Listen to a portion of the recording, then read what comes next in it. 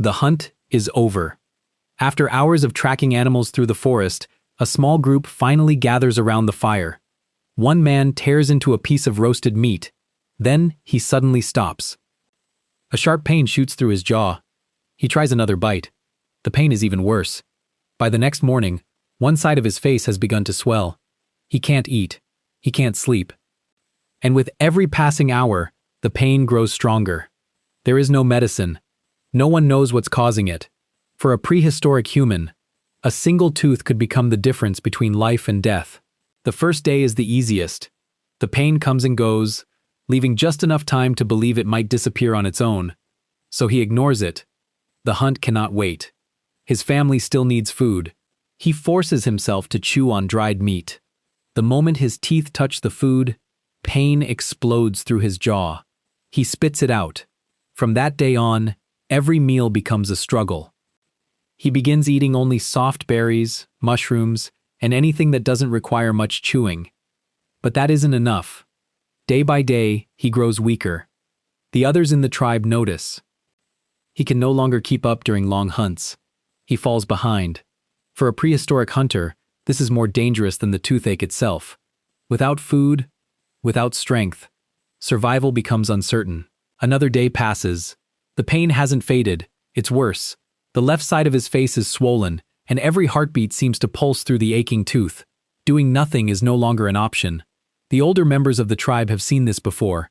They don't know what causes the pain, but they know it sometimes disappears, and sometimes it doesn't. One of them crushes bitter leaves between two stones. Another brings sticky tree resin collected days earlier. The mixture is gently pressed against the painful tooth. For a few moments, the pain seems to ease. But only for a while. Nothing they have can remove the infection hidden deep inside the tooth. As the sun sets once again, the throbbing returns. Even the cold night air brings no comfort. He curls up beside the fire, hoping tomorrow will be different. It isn't. A week has passed. The tooth barely hurts anymore. But that isn't a good sign. The pain has changed. Now his entire jaw throbs. His face is badly swollen. Swallowing is difficult. Even speaking has become exhausting. The others in the tribe can see that something is terribly wrong. He no longer joins the hunt. He barely touches his food.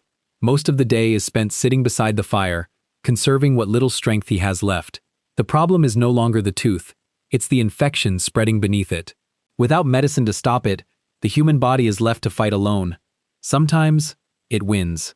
The swelling slowly disappears, and the person survives, carrying the damaged tooth for years.